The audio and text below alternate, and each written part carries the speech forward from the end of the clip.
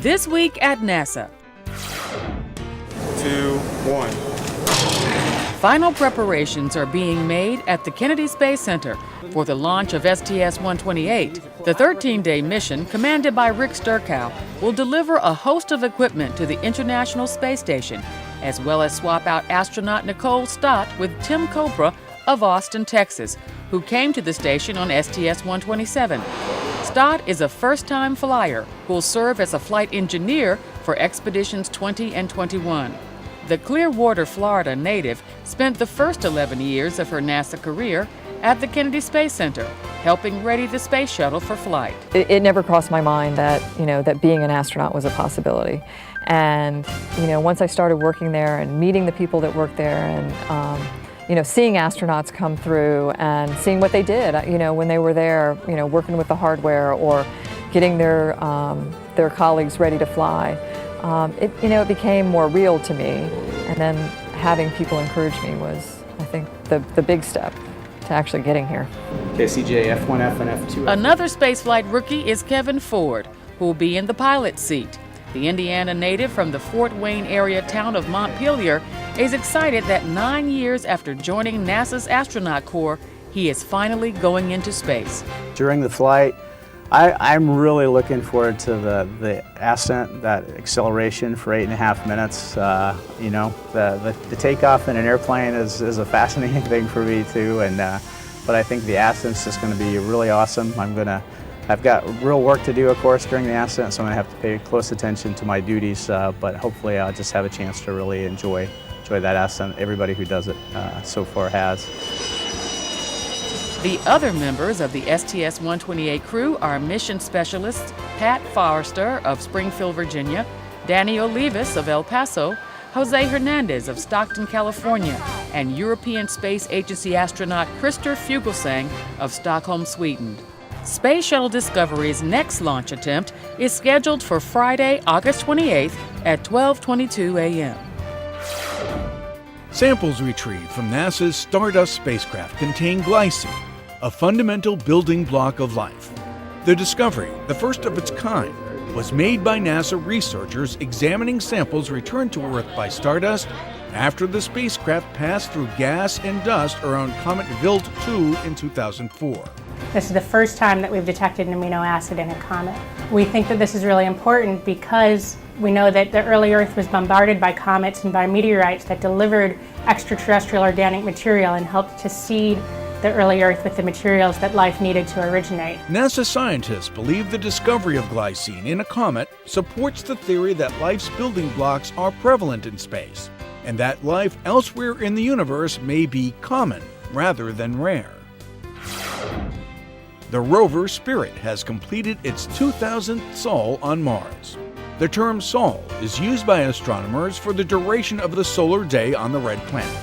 24 hours, 39 minutes, and 35 plus seconds. Spirit and its twin rover Opportunity are now 5.5 years into missions designed to last 90 sols. While stuck hub deep in Martian soil since May, Spirit has continued to gather data about its location, called Troy, on the west side of the low plateau named Home Plate.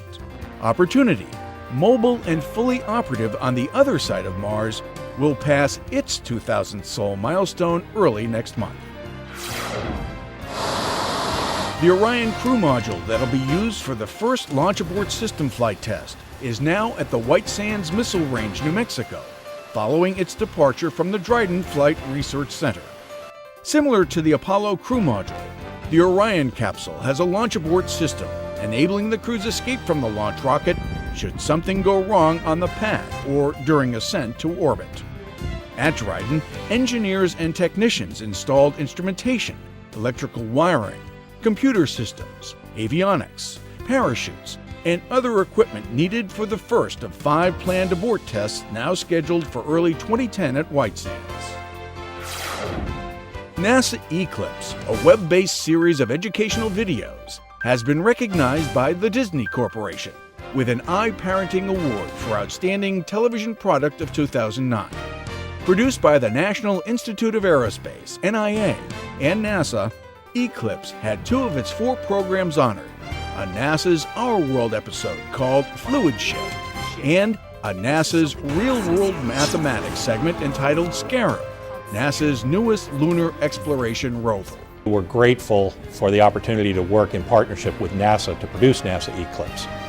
The web-based educational program provides teacher and parent resources to enhance science, technology, engineering, and mathematics learning.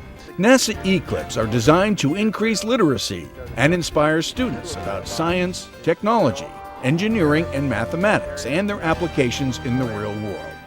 iParenting is a Disney-owned media site focused on helping parents make informed decisions about video programs their families watch.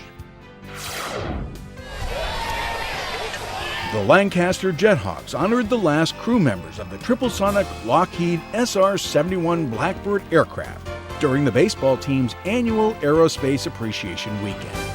Retired Dryden Flight Research Center research test pilots Eddie Schneider and Roger Smith, along with flight test engineers Bob Meyer and his late wife, Marta Bonmeyer, were sighted at the game and during a video presentation prior to the Jethawks Bakersfield Blaze California League contest at Clear Channel Stadium in Lancaster.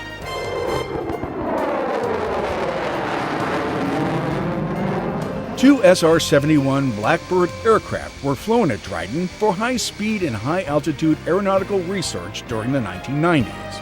The final SR-71 flight was flown by Smith and Meyer on October 9, 1999.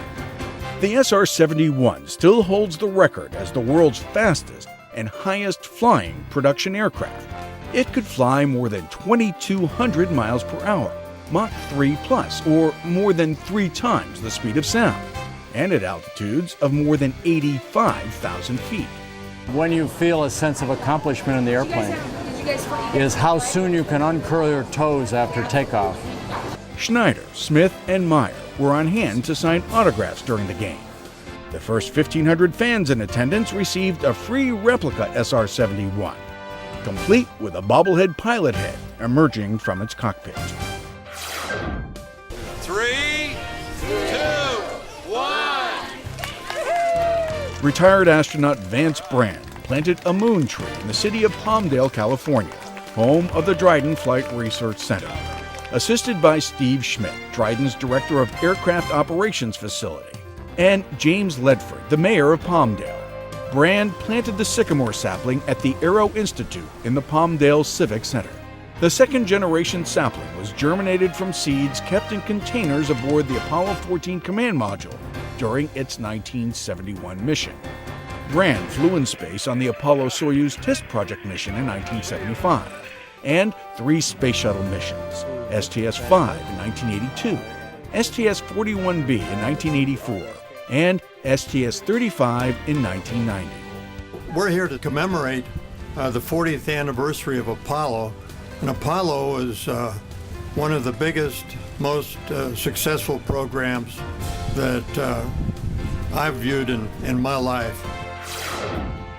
And Houston, what you're seeing is the actual movement of deploy there. 10 years ago, on August 19, 1999, the Chandra X-ray Observatory captured its first astronomical imagery. To celebrate Chandra's 10th anniversary, key project leaders and researchers at the Marshall Space Flight Center gathered at the National Space Science and Technology Center in Huntsville to discuss the observatory's science accomplishments and program status. Science is so rewarding. It's been a wonderful ride for all of us, and congratulations to all of us for the great job that we've done. Since that first light 10 years ago, Chandra has enabled scientists from around the world to obtain unprecedented X-ray images of exotic environments to help understand the evolution of the cosmos. The observatory not only helps to probe these mysteries, but also serves as a unique tool to study detailed physics in a laboratory that cannot be replicated on Earth. And that's This Week at NASA. For more on these and other stories, log on to www.nasa.gov.